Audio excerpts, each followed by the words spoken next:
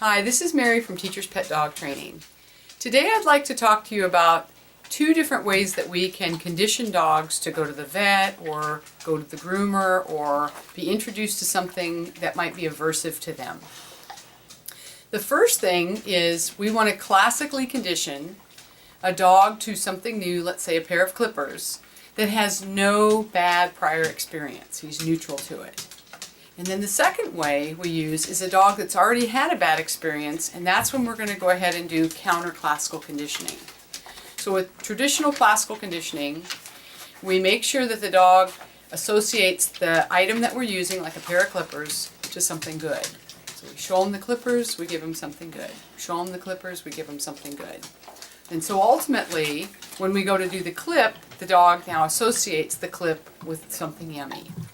So I want to show him this, and then we give him a little treat. We show him this. Again, I'm not putting it on his feet. We're simply showing him this, and then he gets a little treat. Now what I would do is I'm going to gently touch the paw and give him a little treat.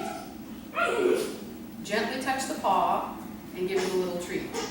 So again, all of this touching and desensitization, this is all associated with good stuff. Good. So we do it for just, you notice how it's just a second. It's not long, good. But once he stays still, he's not struggling. If he's struggling, then I would be going way too fast for him. So this is really important. I touch, good. He gets a little treat. I'm touching, he's getting a little treat. Now look, as he's treating, I'm able to touch a little bit more. I'm able to just touch the nail part. So then, once we get to this level, then I would take this and I would just touch it to his feet. Touch it to his feet, and then he gets the treat. And then the next phase would be that we could actually take and clip one nail and then give him the treat. We would clip one nail and then give him the treat. All right. And this is all with a dog that's not having an aversive experience having their nails clipped. So a lot of times the Dremel is a really nice tool because all it does is it's like a file. It's like a little file that goes. But the sound of it can be very scary for dogs. So in the beginning, we do not stick this in his face and turn it on, or we could really scare him right out of town. So what we do is we take it as far away as we can, and we turn it off. Far away as you can, and then you feed. Then the next step would be, we would touch. So I'm going to turn it on, I'm going to touch, and feed. And then the next piece would be, you could actually go and put the Dremel just for a second on there, turn it off, feed, turn it off, feed, to a point where now your dog just goes, go for it. Yeah. And that's what we want every single thing we ever do with the dog, grooming, clipping, vet checks, anything like that. That's why we say, touch their ears, give them a treat. Right? We're going to do all of this stuff, touching, palpitating, all this type of stuff, way before your puppy ever gets to the vet. So these are all things you want to do all the time at home. Just these little teeny exams where you're able to do these things, and this is what your dog's getting used to.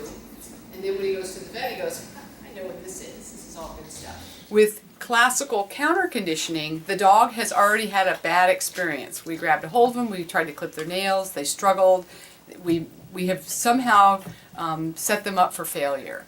So the way that we reverse that is we want to first make the dog be in a very happy place. So we want to feed with a very, very high value treat, piece of steak, piece of cheese, piece of chicken, and we want to put that dog's emotional state of mind in a happy place. So again, all I'm going to do is I'm going to sit on his leash so he can't fall off the table. Right? This is not to restrain him, to try to hold and restrain him, because if you try to restrain, you just make everything 10 times worse. Think about it. If you were afraid of something and I grabbed you, would you relax, or would you say, okay, you're going to get the fight of your life from me, right? So this is important because we know he's had a bad experience with grooming, with the nails. First, I have to get Toby in a happy place. So I want to emotionally put him in a happy place. So if he's relaxed, he's eating the cheese, his tail is waggling, we're just going to make this experience really good for him. So happy, happy, happy state of mind. And I'm going to actually have him eating the cheese, and then I'm going to show the clipper. Because I want him to just have it near him in a happy state of mind. So once we get that, and then we could always use two people, so one person is feeding while the other person is holding the paw, right, and then doing the clip. And then the person would feed, we would then show them, we would clip, and then the food would go away. We'd clip, and then the food would go away. So we'd be feeding while we clip, so the dog almost doesn't know what's happening. So we would, as we're feeding, we would then clip, and then the food would go away.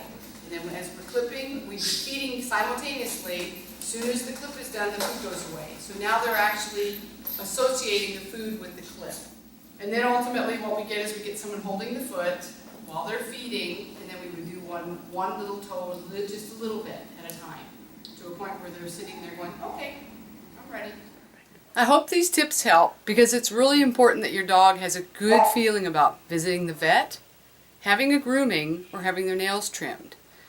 So go out there and get your tasty treats and start working with your dog. They'll love you for it.